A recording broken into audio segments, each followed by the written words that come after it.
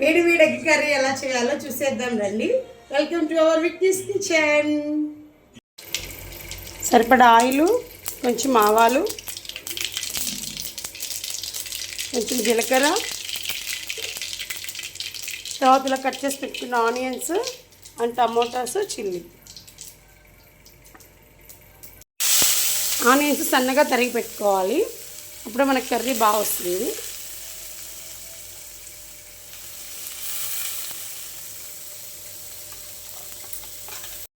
ఇక్కడ మీకు ఒక టిప్ చెప్తానండి.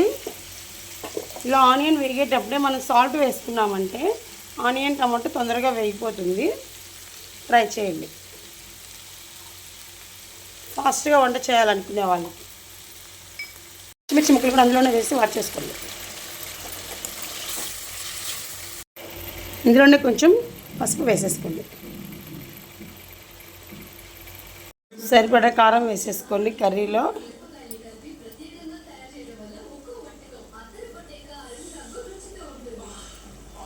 టేస్ట్కి మీ టేస్ట్కి సరిపడా వేసుకోండి. కూరంతా కలిసేటట్టు ఇలా మిక్స్ చేసేసుకోండి. ఇది బాగా మగ్గాక మనం కొంచెం మసాలా వాటర్ వేసుకొని మిక్స్ చేసుకుందాం. ఇంకా ఎగ్ కర్రీ కదండి, కొంచెం మసాలా యాడ్ చేసుకుంటే బాగుంటుంది. ఈ మాత్రం సరిపోతుంది.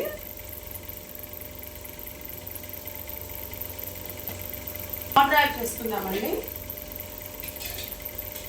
వాటర్ నేను ఇలా రెడీగా పెట్టుకుంటాను కర్రీస్కి.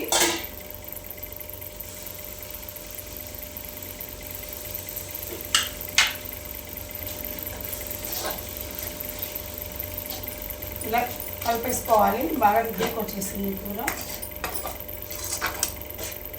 ఒక్కసారి మనం ఉప్పు సరిపోయిందో లేదో చూద్దామండి.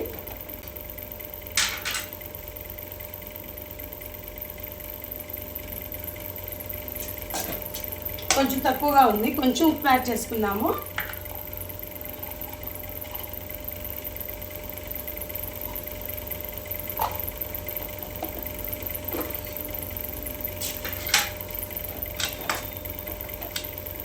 కొంచెం ఒక లైట్గా ఇట్లా ఘాట్లాగా పెట్టుకుంటే కర్రీ బాగా దానికి లోపలికి పడుతుంది ఎగ్లోకి.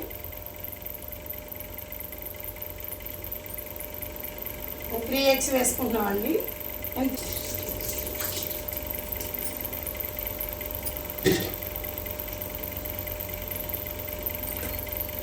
ఒకసారి ఎగ్ మిల్క్ అంతా కర్రీ ఇలా వేసేసుకోండి.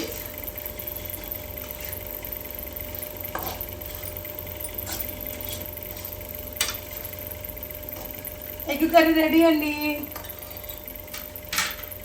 ఇదండి, ఇప్పుడే మా చెట్ల పుదీనా కోసుకొచ్చాను. పైన స్ప్రింకిల్ చేసేసుకుంటే టేస్టీగా వేడి వేడి ఎగ్ కర్రీ రెడీ అయిపోయింది. ఇలా బౌల్లోకి తీసి పెట్టి సర్వ్ చేసేసుకుందాము. వేడి వేడి ఎగ్ కర్రీ రెడీ.